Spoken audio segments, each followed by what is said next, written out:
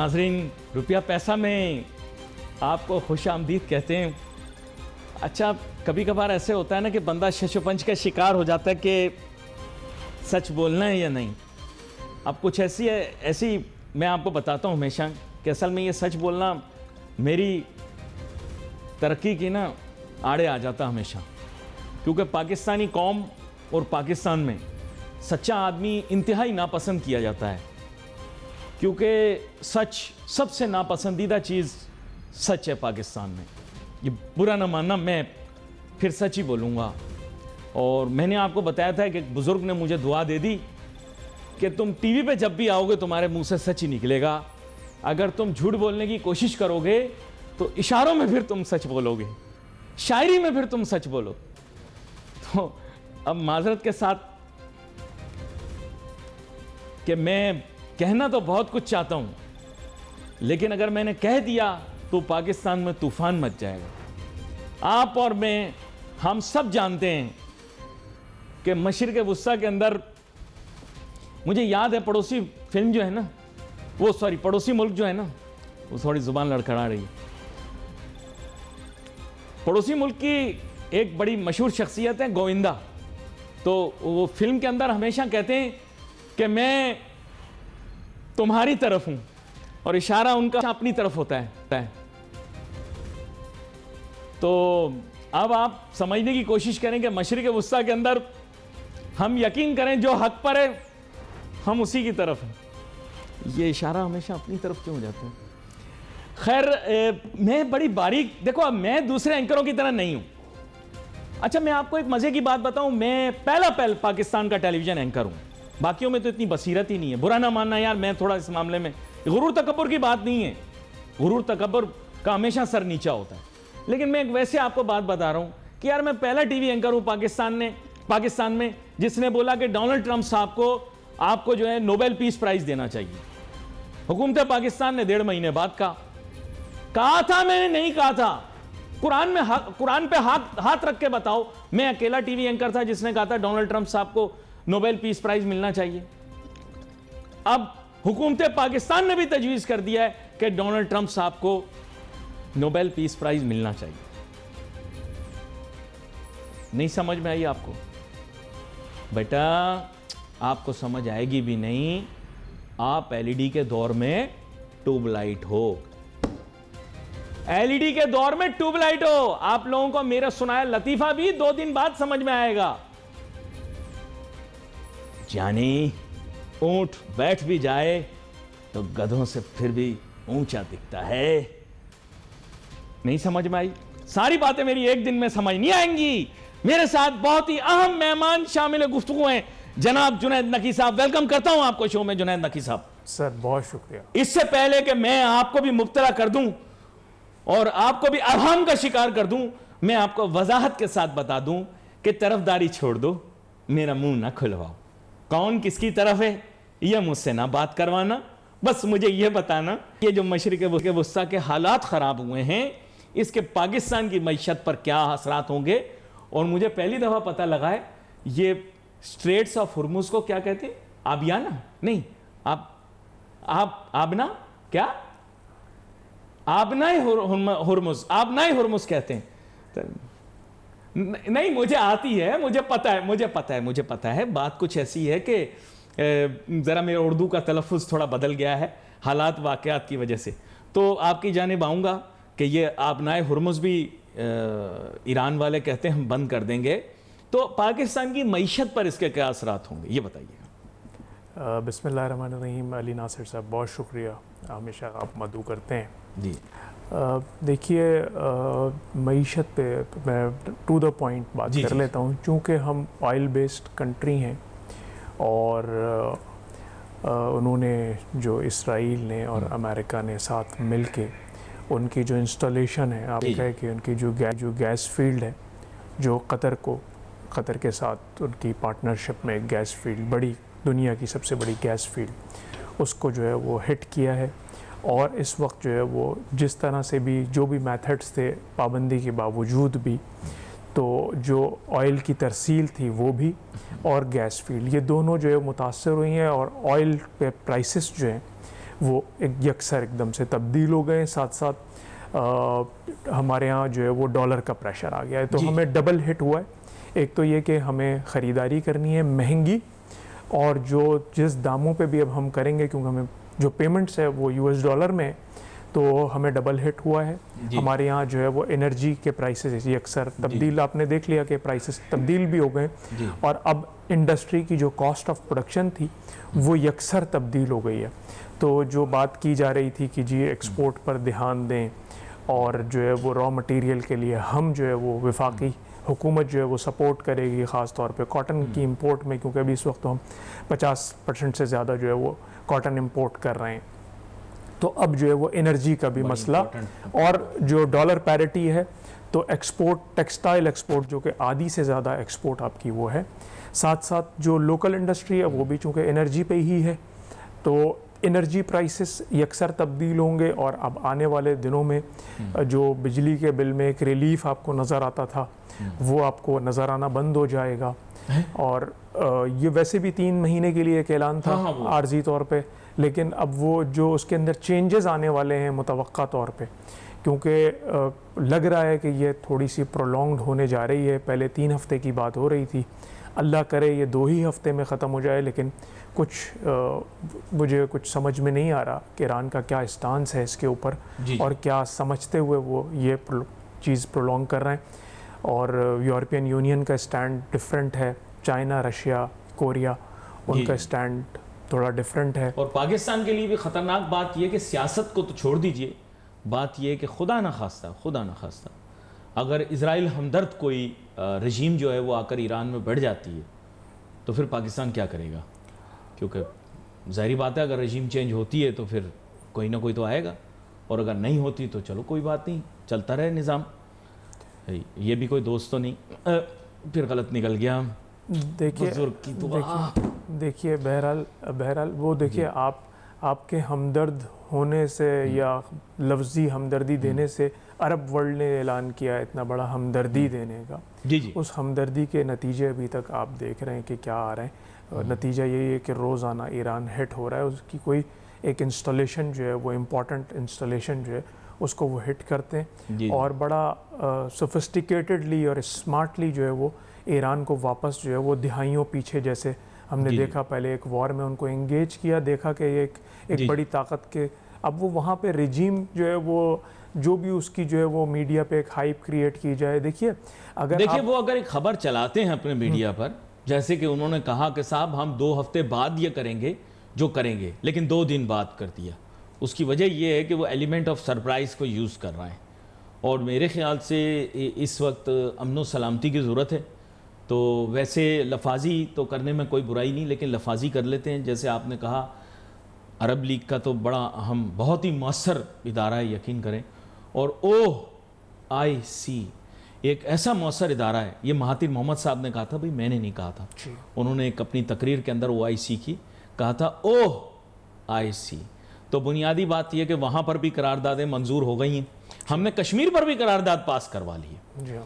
तो लेकिन बुनियादी बात यह कि ये तब तक नहीं होगा जब तक प्राइमरी स्टेक होल्डर और सुपर पावर्स इसमें इन्वॉल्व ना हो। तो मेरा जहाँ तक ख्याल है कि अगर अमेरिका चाहे तो ये एक दिन में हो सकता है, जैसे पाकिस्तान और हिंदुस्तान के मामले में हुआ। नहीं, अब तो क्लियर हो गया कि अमेरिका यही चाहता है कि ईरान वापस जो है वो दिहाइयों पीछे चला जाए, क्योंकि नरेंद्र को भी तो सरेंडर करा दिया ना उन्होंने। जी। नरेंद्र मोदी साहब का नाम अब हिंदुस्तान में पड़ गया है, नरेंद्र सरेंडर। जी किया उन्होंने ही था वैसे सरेंडर, मैं आपको बता रहा हूँ। बहरहाल ये मुल्क की मईशत के लिए ये जो वॉर है ये आपके लिए बहुत खतरनाक है, और इसकी हमें भी जो है वो और तेल का बहुत बड़ा क्राइसिस क्रिएट हो जाएगा। पाकिस्तान ने पहले से एडवांस ऑर्डर कर दिया है पेट्रोलियम प्रोडक्ट्स को, उसकी वजह यह कि पाकिस्तान में तेल की किल्लत, लेकिन पाकिस्तान के तो ईरान के सैंक्शंस की वजह से तेल आ नहीं सकता। ओ अच्छा, यानी कराची में बहुत सारा तेल ईरानी तेल के नाम से, ये नहीं बोलना, अच्छा सॉरी, माजरत, गलती, बुजुर्ग की दुआ। सर असल में बात ये कि अगर मैंने बता दिया ना कि मेरे दिल में क्या है और मामला क्या चल रहा है, मुझे लगता है शायद अगर आज के दौर में, इंटरनेट के दौर के अंदर हम हकायक को इस तरह तरोड़ मरोड़ के पेश कर रहे हैं, तो मैं हैरान होता हूं कि हो सकता है कि सदियों पहले जो वाक़यात हमें बयान किए जाते हैं, शायद नाजरीन वो भी हकायक को तरोड़ मड़ोड़ के पेश किए जा रहे होंगे, क्योंकि अगर इंटरनेट की मौजूदगी में, इन आंखों की मौजूदगी में, इन कैमरों की मौजूदगी के अंदर हम वो बातें कर रहे हैं जो हैरानगी के बायस है, तो आप मुझे बताइए, जब आप कहते हैं कि इजरायली मसनूआत को बैन कर दें, उनको बायकाट कर दें, आज भी वो हमले कर रहे हैं, हमारे पड़ोसी मुल्क पे हमले कर रहे हैं, लेकिन आज तो बायकाट की बात कोई नहीं कर रहा। बर्गर ऐसे ठूस रहे हैं जैसे सैकड़ों सालों से खाना ना खाया हो। आई समझ? नहीं आएगी। ट्यूबलाइट, एलईडी, कुछ मुंह से उल्टा सीधा निकल गया हो तो भाई मैं माजरत चाहता हूं। उसकी वजह यह है कि कभी कभार ज़ुबान में लुकनत सी आ जाती है। माँ बाप की तरबियत, बुज़ुर्गों की दुआ और अल्लाह ताला का करम है, मुझसे झूठ आसानी से बोला नहीं जाता, ज़्यादातर सच ही निकलता है मुंह से। ऐसा तो मैं नहीं कह सकता कभी झूठ नहीं बोलता, लेकिन वो थोड़ी सी लुकनत सी आ जाती है ज़ुबान में, तो कोई गलती तो भाई माफ़ कर दो। दरगुजर करना अच्छी बात होती है, क्योंकि आपकी कौम को सच पसंद नहीं, मेरे मुंह से निकल जाता है। तो जुनैद नकी साहब, आपकी जानिब आऊँगा और बजट के मुतालिक कुछ बात करना चाहूँगा। ओह, फिर मुश्किल सवाल। बजट के मुतालिक जानना चाहूँगा। तो ये मुल्क दोस्त बजट बना है, तो मुल्क दोस्त बजट जो बना है उसमें कुछ मसला ऐसा है कि ताजिर सनतकारों के तो मुंह थक गए। 2 साल आप लोगों ने जितनी तारीफ इनकी की और जितनी आज़ादी इनको दी कि पॉलिसी बनाएं, इतनी शायद सदर मुशर्रफ को भी कभी हासिल नहीं थी जितनी आपने औरंगज़ेब साहब को इजाज़त दे दी पॉलिसियाँ बनाने की। अब उन्होंने पॉलिसी तैयार कर लिया आपके लिए। आप लोगों ने बैनर भी बहुत लगाए, पोस्टर भी बहुत लगाए, खुशियाँ भी बहुत मनाई और तकरीबें भी बहुत की, लेकिन उन तकारीब के बावजूद अब आपको SHO के इख्तियारात ग्रेड 16 और 17 के अफसर इस्तेमाल करेंगे। तब आप बताएं सर, क्या फ़ायदा हुआ गुनाह पे लज्जत हुआ कि नहीं हुआ? मुझे बताएं, सच बताएं। बिल्कुल आपने सही कहा है, दुरुस्त फरमाया कि ये मुल्क दोस्त और मईशत दोस्त, इंडस्ट्रियलिस्ट, बिजनेस कम्युनिटी दोस्त बजट है जी।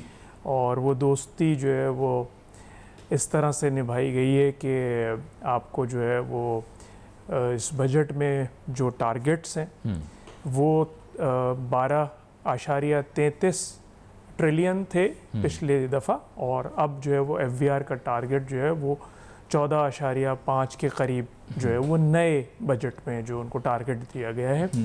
और ये साबित करता है कि यकीनन 1 साल में मईशत ने बड़ी तरक्की करी है और कारोबारों ने बड़ी तरक्की की है, ताकि जो है वो ये पैसे जो है वो आपको टारगेट्स के मुताबिक, अभी आप जो लास्ट बजट था उसमें ही 1000 अरब 1 ट्रिलियन आप पीछे रहे, लेकिन ये कि आपको दोबारा अच्छा बड़ा टारगेट दिया गया कि जी अब आप कोई हरज नहीं, अब मईशत ने बहुत तरक्की कर ली है।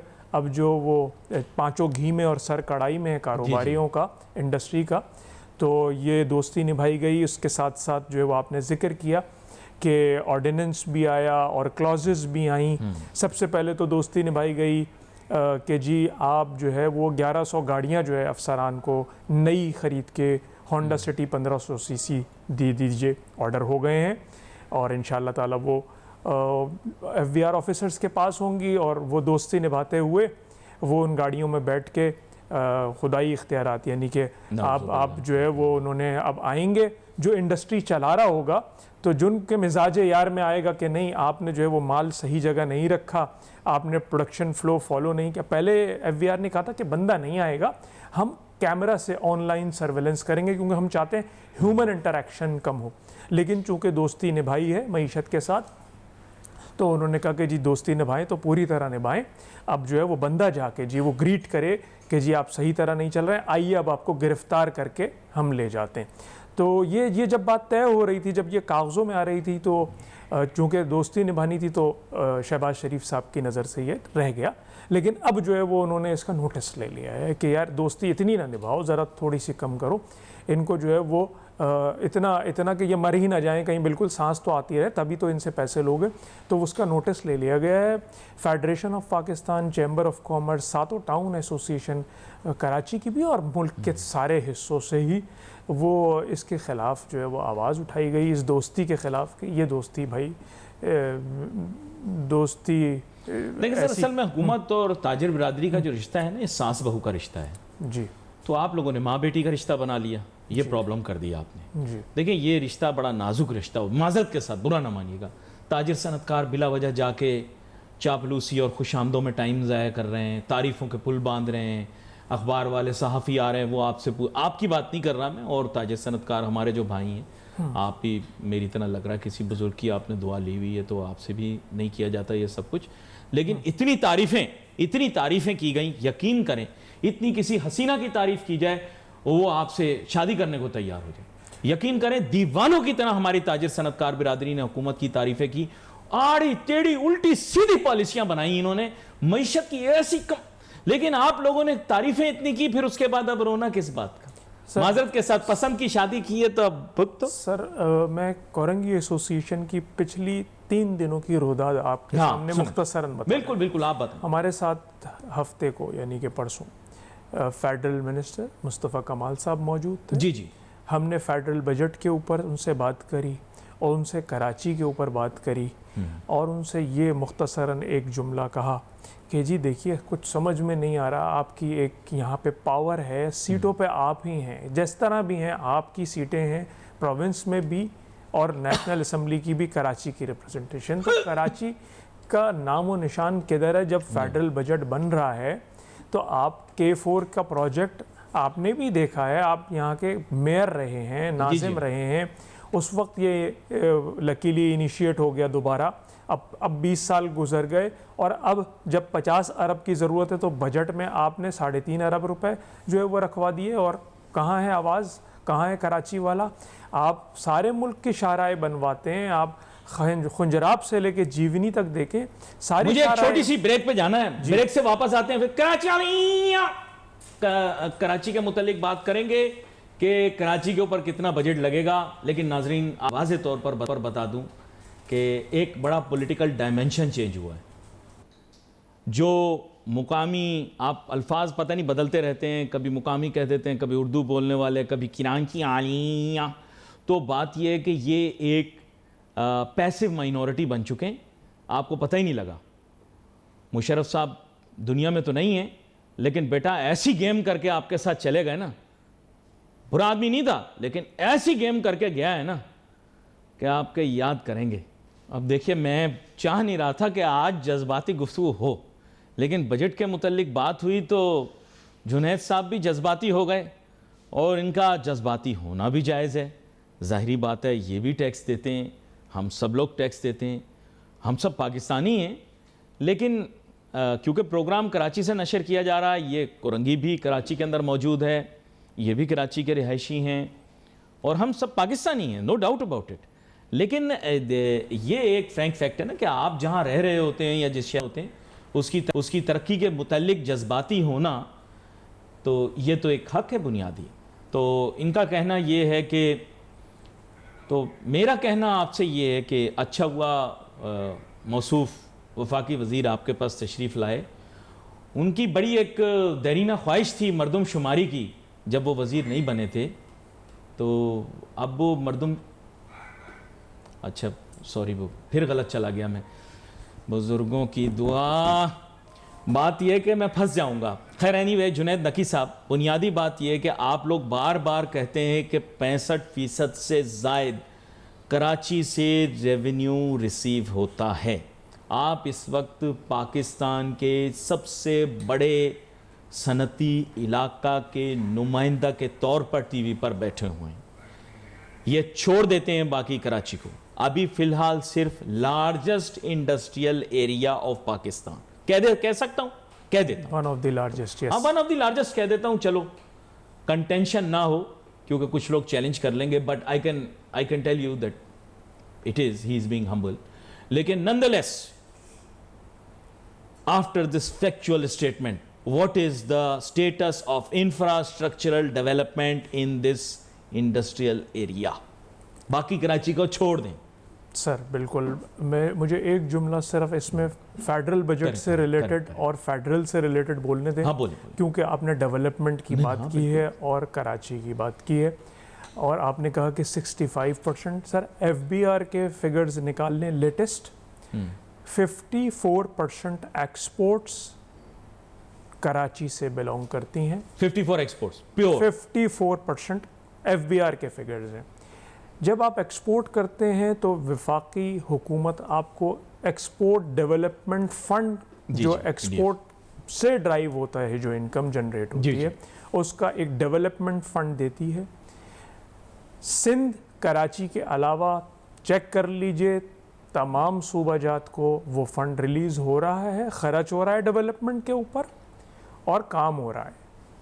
और उसके ऊपर शहरों ने अपने एयरपोर्ट्स भी बना लिए, जो कि कहा जाता है कि जी उस मुल्क की उस शहर की बिजनेस कम्युनिटी में, जबकि वो एक्सपोर्ट डेवलपमेंट फंड से बना है, जो कि डेफिनेटली कंट्रीब्यूट एक्सपोर्टर ने किया। कराची का एक्सपोर्ट डेवलपमेंट फंड कहाँ है, क्यों नहीं रिलीज़ होता कि उन ये जो 7 सनती जोन हैं उसमें एक्सपोर्टर बैठा हुआ है। सिर्फ कोरंगी इंडस्ट्रियल एरिया आपकी टोटल एक्सपोर्ट में से 3.5 बिलियन क्योंकि वजीर आजम बनाने के लिए जिन MNAs की ज़रूरत पड़ती है वो मेरे प्यारे शहर सियालकोट से आते हैं, इसलिए हम एयरपोर्ट बनाते हैं और 3-4 वजीर भी बनाते हैं। आपको सवाल का जवाब मिल गया, गैर मुतलका जवाब। ये बुजुर्ग की दुआ थी आपको। हाँ, मैं बता दिया होगा। तो ये एक बात मैंने आपको ये अर्ज़ करी कि आप रखिए एहसास महरूमी हमें दीजिए। दूसरी, अब मैं आपको बात करूं, मैंने आपको हफ्ते के दिन की रुदात सुना दी, मैं आपको जो है वो 2 दिन पहले की रुदात सुना देता हूं कि हमारे पास, आपने कहा ना कि जी हम उनकी चापलूसी करते हैं, खुशामदे करते हैं। सर ऐसा नहीं है, हमें नज़र आता है कि हमारी 10 सिफारिशात अगर मौजूद हैं तो 2 तो हल हो जाएंगी। मिसाल के तौर पे मेयर कराची साहब सिर्फ मेरे ही टेन्योर में 5वीं दफ़ा कोरंगी एसोसिएशन तशरीफ़ ले आए हैं। उनके पास 10 काम है, वो कराची के मेयर हैं, कोरंगी के मेयर नहीं है, लेकिन वो आते हैं और बैठ के काम की बात करते हैं। क्या काम कर रहे हैं, काम की बात क्या करी उन्होंने कहा जी आप मसला बताइए। हमने कहा जी देखिए फेडरल जो है वो सुन भी नहीं रहा है इस एक्सपोर्ट डेवलपमेंट फंड पे, जो कि शहर में लगना है। उन्होंने जाम कमाल साहब को उसी दिन उन्होंने कॉपी भेज दी काटी को, उसी दिन जाम कमाल साहब को, जो कि मेंबर चेयर हैं एक्सपोर्ट डेवलपमेंट फंड के, और ये हम वॉइस करते रहेंगे, हम खामोश नहीं बैठेंगे इसके ऊपर। साथ साथ सिंध गवर्नमेंट अगर कोई नाहक चीज़ तो नहीं 100% सर हमारी कंट्रीब्यूशन से हम चीज़ें वापस मांग रहे हैं। आपने भिखारी बना के रख दिया और आपने ट्रस्ट डेफिसिट जो है वो क्रिएट कर दिया है कराची और नहीं, तो उसका पर्पस यही है ना कि एक्सपोर्ट्स को डेवलप करने के लिए इट इज़ नेसेसरी कि आप जो हैं वो कराची के इंडस्ट्रियल एरियाज़ और कराची के बिजनेस इंफ्रास्ट्रक्चर को इम्प्रूव 100% ये कानून है। और आपको लगता है कि जी बाकी मुल्क में इंफ्रास्ट्रक्चर डेवलप होना चाहिए, कराची को महरूम रखें, हैदराबाद सक्खर जो है वो क्या ज़रूरत है बनाने की, आप बाकी जगहों पे बनाएं, हैदराबाद सक्खर को छोड़ें। तो ये कौन सा तरीक़ाकार है, ये हमारे साथ क्या हो रहा है। सर बहरहाल वो तशरीफ़ लाए, उन्होंने हमें बताया जो कि हमारी आंखों के सामने है, उनकी ज़बान से ज़रूरी नहीं है, लेकिन उन्होंने कहा कि जी देखिए कायदाबाद तक खुल गया है मलीर एक्सप्रेसवे, और इसी साल नहीं तो maximum next year first quarter में काठौर तक मुमकिन होगा, और वो पूरे मुल्क को सर्व करेगा। सर ये जो बेल्ट है मलीर एक्सप्रेसवे की, ये पोर्ट से कनेक्टिविटी करने जा रहे हैं, उसका route it will be very beneficial for Korangi, it will be very beneficial for Korangi. Sir Korangi की डायनामिक्स अब इंशाल्लाह ताला आप देखेंगे कितनी इंपॉर्टेंस उसकी हो जाएगी। मैं आपको और मजीद मेगा प्रोजेक्ट्स की बात करता हूँ। उन्होंने 0.0 जो चीफ मिनिस्टर साहब कहते हैं कि जी हम इसकी पोर्ट से कनेक्टिविटी करेंगे, और वो उन्होंने प्लान दे दिया हमें, उन्होंने उस प्लान को ब्रीफ किया है हमें कि जी किस तरह से डिफेंस में रहने वाला बासी, किस तरह से पोर्ट में रहने वाला कंटेनर यहाँ से निकलेगा और मुल्क के दूसरे हिस्सों में जब जाएगा तो वो कराची को डिस्टर्ब नहीं करेगा। वो मलीर एक्सप्रेसवे शाहरा शहीद भुट्टो जिसका नया नाम रखा है उन्होंने, और वो उस पर जो है वो कंटिन्यूटी में जाएगा और ट्रैवल करके। तो ये एक मेगा प्रोजेक्ट था। उसके बाद आप देख लीजिए जाम सादिक ब्रिज आपके सामने नया जो है येलो लाइन BRT के तहत नया ब्रिज कंप्लीट होने जा रहा है। कईयोबाद कॉजवे जो रिहायशियों के लिए है और इंडस्ट्रियलिस्ट के लिए है, कईयोबाद से क्रॉसिंग जो इंडस हॉस्पिटल है उसका एक्सेस देने जा रहे हैं। रेजिडेंशियल एरिया में नया ब्रिज बनने जा रहा है। ये काम होते हुए नजर आ रहे हैं, काम कंप्लीशन। हाँ, लेकिन कहीं ऐसे ना हो कि कोरंगी कोई रेजिडेंशियल एरिया बना दिया जाए, जो मुझे लग रहा है। देखिए हमारे यहाँ तो कन्वर्जन जो है वो इस तरह से हो रहा है बदकिस्मती से, हमारे यहाँ इंडस्ट्री को कोई इंडस्ट्री भी अफोर्डेबल नहीं रहेगी। हमारे यहाँ सर आज की मिसाल यही है। हमारे यहाँ देखिए रियल एस्टेट फैक्टर काम करता है ना, तो आप अगर कोई नया बंदा आता है, नया ग्रेजुएट आता है, वो उसके पास स्किल है, उसको कैपिटल भी कहीं से अरेंज कर लेता है, उस बेचारे को जगह लेने जाता है तो वो खौफ से जो है वो उसकी सारी ख्वाहिशात ख़त्म हो जाती हैं कि इतना महंगा लैंड कौन लेगा।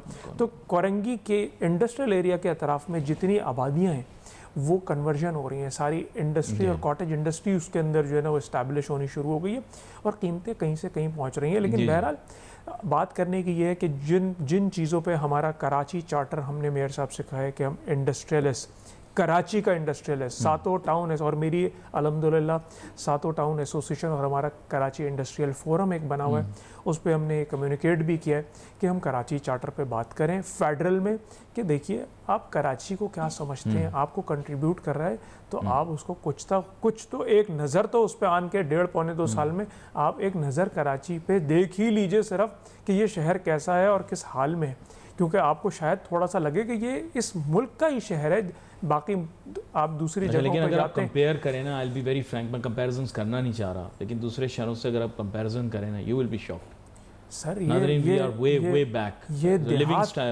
देहात बनता जा रहा है। ये कराची का जो शहर है 5वां बड़ा शहर है और आप अखबार में जो है वो हेडिंग लगाते हैं कि यार 54% कंट्रीब्यूशन करने वाले को आप लीस्ट लिवेबल सिटी बता देते हैं। अरे सर आप उसके ऊपर काम करें ना, क्या उसकी ब्रांडिंग गलत तरीके पर करें जैसे फेडरल कर रहा है कि जी यहाँ रीज़न प्राइमरी मैं आपको बताऊंगा ना तो यू विल बी शॉक्ड। उसका रीज़न प्राइमरी है वाटर शॉर्टेज। सबसे कम पॉइंट्स इस वजह से कराची को मिल रहे हैं क्योंकि मैं आपको बताऊं कि उसमें इंफ्रास्ट्रक्चर के अंदर जो वीकेस्ट लिंक है हमारा वो वाटर है, और ये बहुत सारे लोगों के लिए एक अपॉर्चुनिटी है क्योंकि वो क्या करते हैं कि इस वाटर स्टार्व्ड सिटी को उसको एक्सप्लॉइट करते हैं। इसमें एक बहुत बड़ा माफिया इन्वॉल्व है और ये याद रखें कि ये टैंकर्स पे मबनी नहीं है, goes up, I can assure you. ये अनपढ़ लोगों ने ये माफिया नहीं तैयार किया, ये बहुत बड़ा माफिया है। ये 70s से इसने अपनी जड़ें ली हैं और ये आज तक है, और ज़ाहिरी बात है इसके बेनिफिशरीज़ की अगर लिस्ट देखी जाए तो ये बहुत बहुत लंबी लिस्ट होगी, और यूं कराची की आबादी बढ़ती जा रही है। मैं आपको इसलिए बता रहा हूँ क्योंकि इसमें अगर आप स्टडी करें इन डिटेल, सर मैं आपकी water is the primary issue. 100% तायद करूँगा आपकी बात की, चाहे उसमें कोई भी इन्वॉल्व हो, इंगेज हो। हमारे यहाँ कराची में रहने वाला कोई आदमी प्यास से नहीं मर रहा है, इसका मतलब है पानी पीने का अवेलेबल है, घर में खाना पक रहा है, डोमेस्टिक यूज़ हो रहा है, खरीद के हो रहा है, खाली उसकी प्राइसिंग की वजह से। ये डेफिनेटली जो भी इसके करता है, मैं इसमें ये नहीं कहूँगा कि जी इसमें प्रोविंस जो है वो प्रोविंशियल गवर्नमेंट इंगेज या इन्वॉल्व नहीं है, 100% उनकी छतर छाया में काम हो रहा है। हमारा कोई इसमें देखें बिजनेस कम्युनिटी कभी ऐसी चीज़ को कभी सपोर्ट नहीं करती। मैं आपको बड़ी शॉकिंग बात बताऊंगा कि अगर आप अब तो पहले नहीं होती थी टेक्नोलॉजीज़, लेकिन आप गूगल मैप्स खोल लें तो आपको पता लगेगा कि दरिया सिंध ज़्यादा दूर नहीं है। तो you are living next to a river and you are saying कि हमारे पास पानी नहीं है। मैं मानने को तैयार, समंदर किनारे प्यासे हैं ऐसा नहीं है, बेशक हम टेल एंड पे हैं, स्वीट वाटर यहाँ कम है, लेकिन जो है वो दीजिए ना, उसको बेचते काहे को हैं आप। असल बात ये है, मुद्दे की बात यह है कि वो खरीदने जाएगा तो उसको मिल जाएगा, वो पानी जो उसकी जिम्मेदारी। गोरा बहादुर कहाँ से लेकर आया नाजरीन, ये सोचो उसका विजन क्या था। आपको पता है ये जिसे आप आज की तारीख के अंदर कराची ज़ू कहते हैं, ये इससे पहले इसको गांधी गार्डन कहा जाता था और पहले Karachi zoological and botanical garden कहते थे। गोरा बहादुर जब यहाँ आया तो सबसे पहली मुश्किल उसको ये मिली कि उसके पास पानी नहीं था यहाँ पर, और तब इतने वसाइल नहीं थे कि दूर दरिया से पानी ला सके। उसने डमलोटी के कुओं को एक्सप्लॉइट किया। देखो कहाँ कहाँ से उसने पानी निकाला, और आप लोग उनकी विजन को नहीं मानते। और पूरे कराची के अंदर इस वक्त जो मोस्ट मास्टर वाटर इंफ्रास्ट्रक्चर है ये गोरे ने बनाया, और गोरे ने जो बनाया वो आज तक ख़राब नहीं हुआ। अब ये बात आपको बड़ी अजीब सी लगेगी, लेकिन मेरे पास प्रोग्राम में वक्त कम है। आपका बहुत शुक्रिया, बहुत सारी चीज़ों पर आपने रोशनी डाली, और मैं नहीं चाहता था कि आपको एक अजीब व गरीब सिचुएशन में डालूं, इसलिए बहुत सारे सवालों के जवाब मैंने आपसे लेने की कोशिश नहीं की, वरना वो भी आपसे कर भी सकता था और मुझे पता है कि आप उन चीज़ों का जवाब भी दे देते। यहाँ पर नाजरीन प्रोग्राम का वक्त जो है वो हमारे पास महदूद होता है। We wait for messages on Facebook. Ali Nasir हमारी टीम को जा दीजिए। अल्लाह हाफिज़।